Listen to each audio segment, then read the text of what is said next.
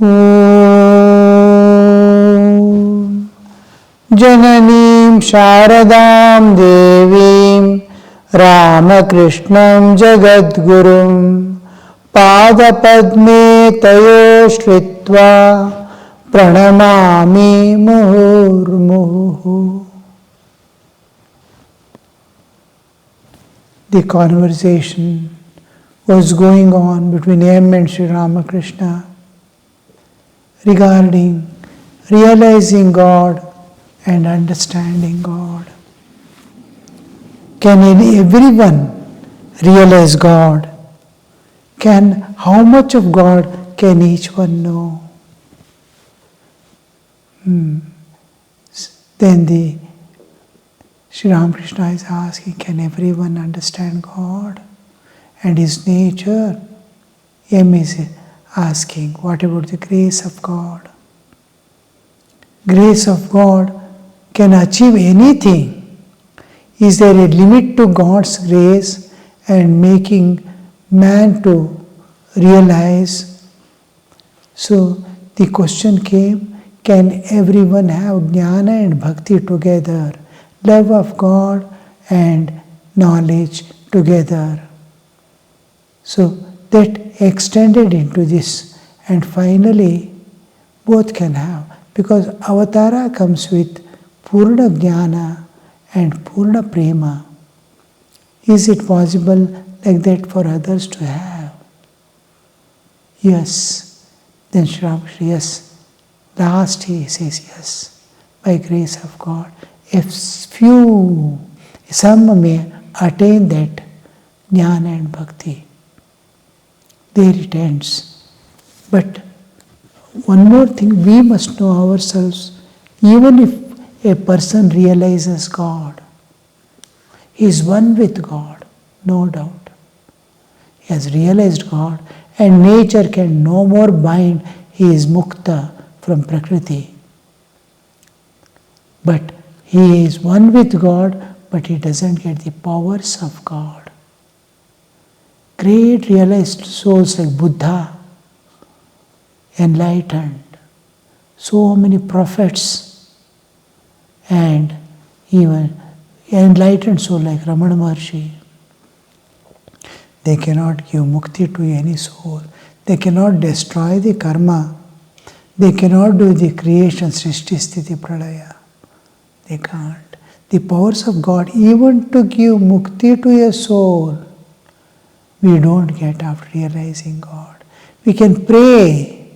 We can show the path in which I have gone through and attained. But the power to destroy others' karma and give them mukti, also simplest, lowest power is to give mukti to a soul. Highest power is Srishti, Sthiti, Pralaya. Nothing we get. We don't get any power of the Ishvara.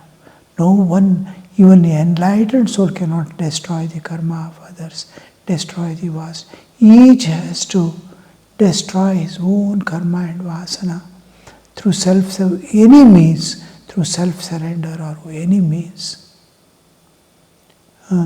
But realize, so I'm one with God. He can attain jnana and bhakti together and be free from nature, the laws of nature.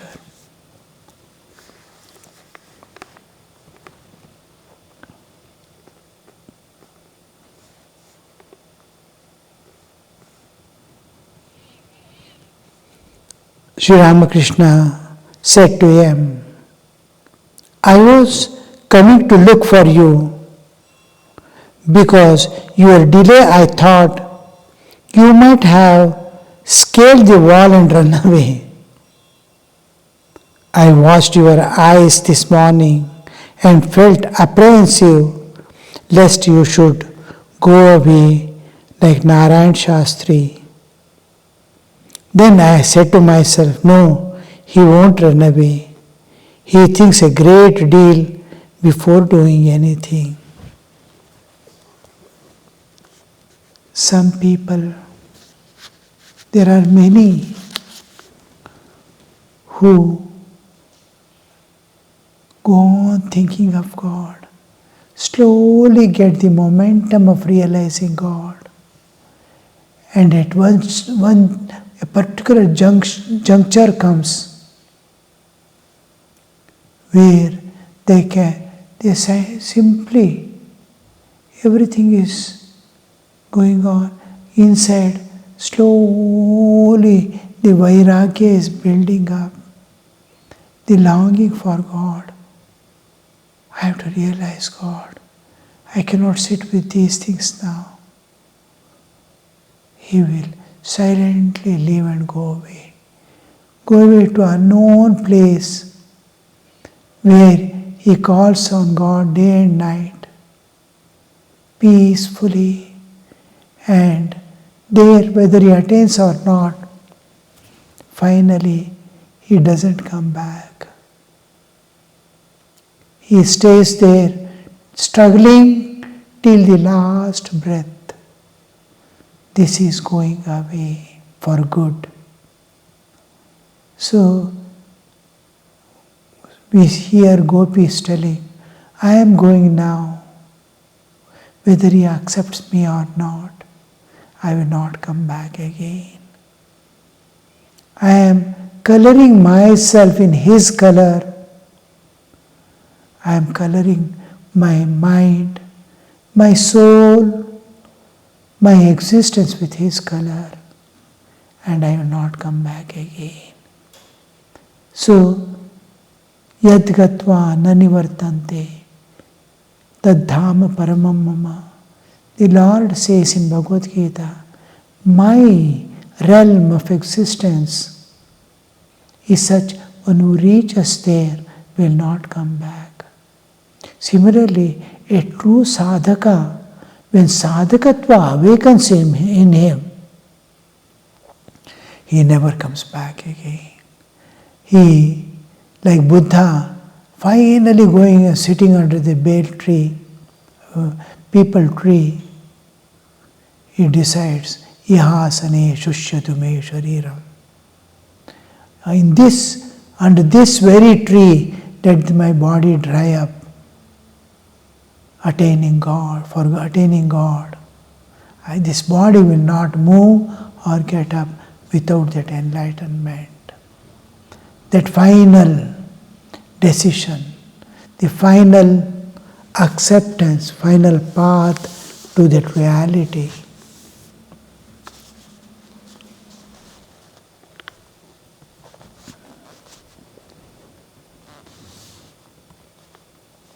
Like Narayan Shastri is one of the earlier devotee of Sri Ramakrishna who goes away in that way.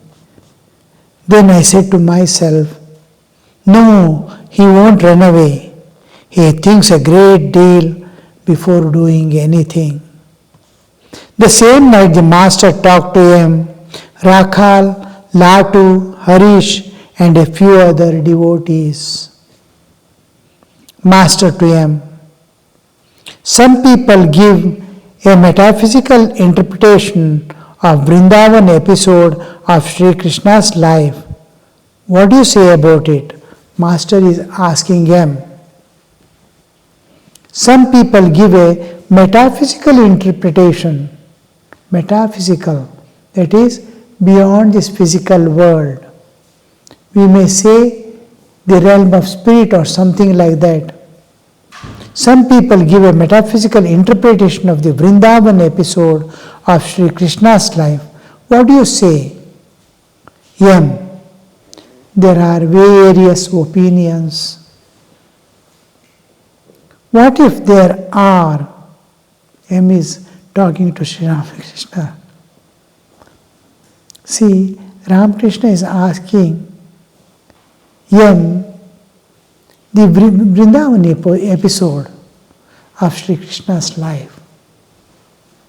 What do you say about it? He is expecting him to enter into that field because the earlier episode is about love, getting jnana and bhakti together. Till now, the Jnana Bhakti together can everyone attain. That was going on. By grace of God, everything is possible. Finally, they came to that. Now, what exactly is that love? What are you aspiring? Before that, he says, I was afraid that you may scale the wall and run away. Morning when I saw that in your face, I felt, will he run away now from here?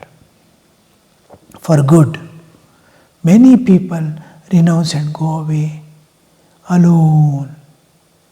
So he was afraid whether M also will go away. In that, then, he doesn't go away. He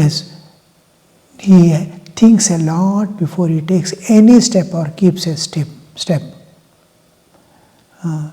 Yes, some fit of anger, we do some action. Fit of renunciation, fit of realizing God. Some things suddenly happen and go away. It is not like that. He thinks, why am I going? Who is taking me? Is my ego taking me?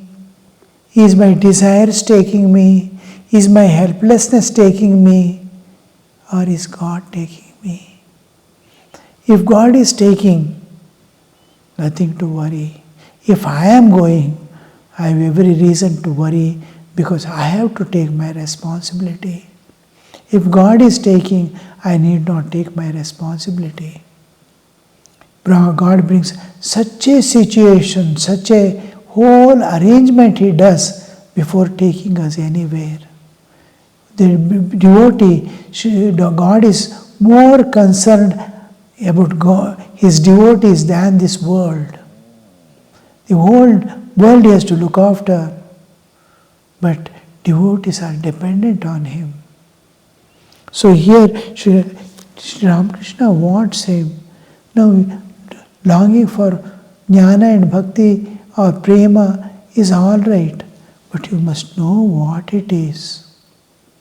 Till you know its value, its worth, its knowledge, you will not be able to acquire it. Now, milk, they are giving milk.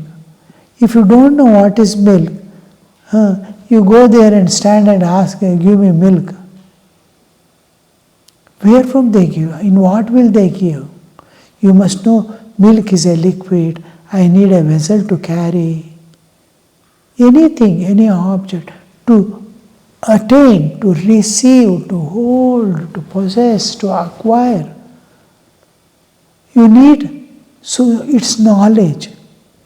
Now, he is aspiring for love. Sri Ramakrishna is demonstrating what is love. The moment he thinks of God, he is losing the external consciousness. He is showing what is jnana at the root level of cultivating vairagya and knowledge of the every object. Oh, this is this. This is, I don't need this. This is this, I don't need this. This is this, I need this. To analyze viveka.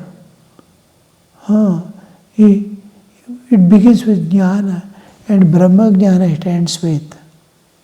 So what is jnana? How we are going in that path? Similarly, what is bhakti? What is love of God? Sri Ramakrishna is asking him not the answer to his question, but he wants the devotee to enter into, before you want to acquire God, before you want to acquire love of God, before you want to realize God, before you want to attain the jnana, you must know what it is. Enter. Think of the whole episode, how it happened, why Sri Krishna came at all, why that play went on. That he want to enter into it and see. Here when entering into it, I have to declothe myself. Anywhere if you want to enter, Suppose you want to enter into a particular field, you have to get rid of all other things in your mind. It is fresh mind entering into a fresh field. So Sri Ramakrishna want him to enter into the process of how the gopis came up, how they saw first time Krishna, how they were captured. Have they not seen till then any child so smart, so beautiful, so everybody? And for a crow, its baby is so sweet and loving. Each one mother thinks he is most intelligent her son is the most intelligent in this world, most beautiful object in this world. But why Krishna? What made them to love Krishna? That aspect, all those things he want him to enter into. But he gives, usually anybody asks any question, we give an answer. We don't enter into it. Somebody asked one child, what is fire? He explained. Then the father asked, have you any time touched it? He said, no. Then you are not known it. Once at least you must touch the fire to know what it is.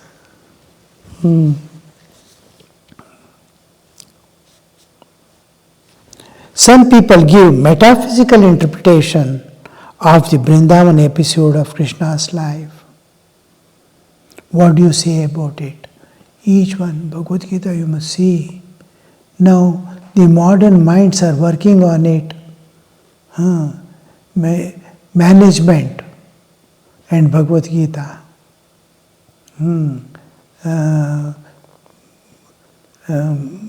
They want to make it a part of the business management and Bhagavad Gita, military and Bhagavad Gita. Of course, it has reference, but Bhagavad Gita is meant to give the transcendental, take you beyond to the transcendental. It is giving a knowledge which is going to release you from all bondages and suffering forever. It is Mukti Patha, not even Dharma Patha. Dharma, the four things a man must attain. Dharma, Artha, Kama, Moksha. Of that, Moksha, it's a Moksha Shastra. How to transcend this nature and go beyond, basically. Of course, it deals with the other things also. As a part of attaining moksha. So there are various options. So metaphysical understanding. M is replying, there are various opinions. What if there are? You have told us the story of Bhishma Deva weeping on his bed of arrows because he could not understand anything of God's play, God's ways. Again, you have told us that Hanuman used to say, I do not know any thing about day or week, the positions of stars and so forth. I only meditate on Rama. Further, you have said to us that in the last analysis, there are two things only, Brahman and its power. You have also said that after the attainment of Brahmajnana, a man realizes those two to be one, the one that has no two. Yes, see, instantly to answer a question, with all the references, how much of the captivity, how much of holding, how much of receptivity, how much of dharana he must have made within himself. All this clearly is mentioning with reference to that question, what all is applied. Master, yes, that is true. Your ideal is to reach the goal. You may reach it by going either through a thorny forest or along good road. Diverse opinions certainly exist. Sri Ramakrishna is continuing. Nangta used to say that the monks could not be feasted because of the diversity of their views. Once a feast was arranged for the sannyasis. Monks belonging to many sects were invited. Everyone claimed that his seat should be, his sect must be fed first, but no conclusion could be arrived at.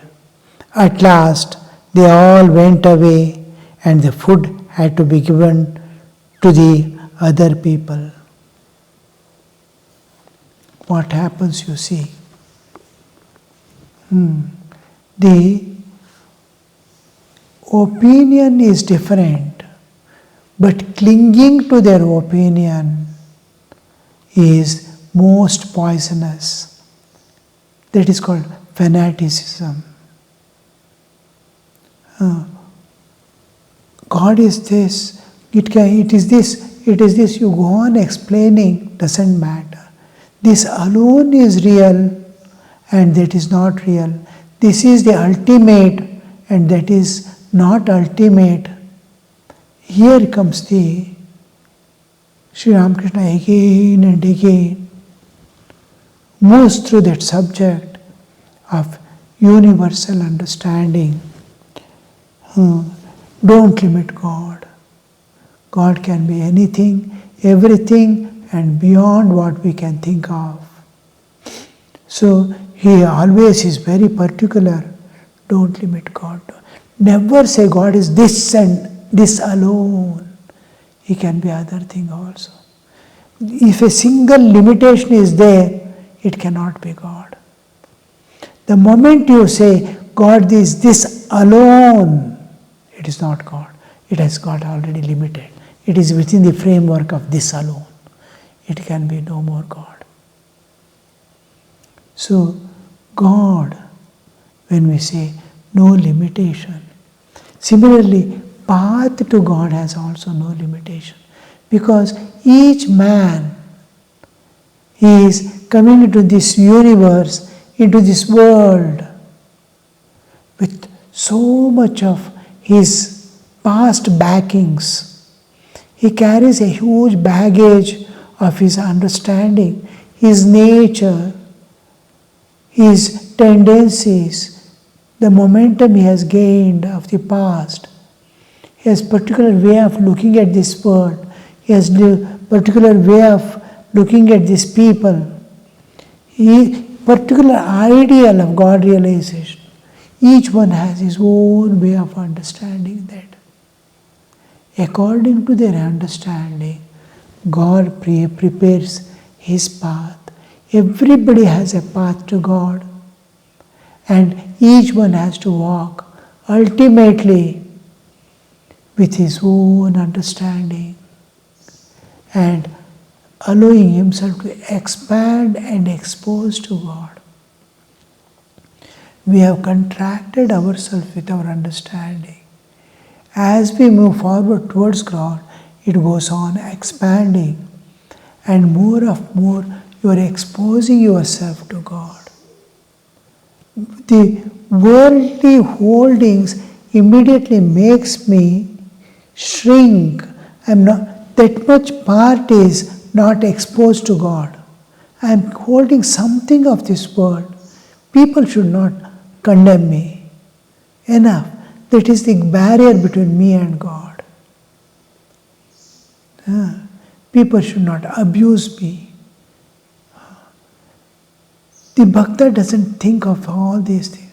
Bhakta thinks only of God. God protects him. Always.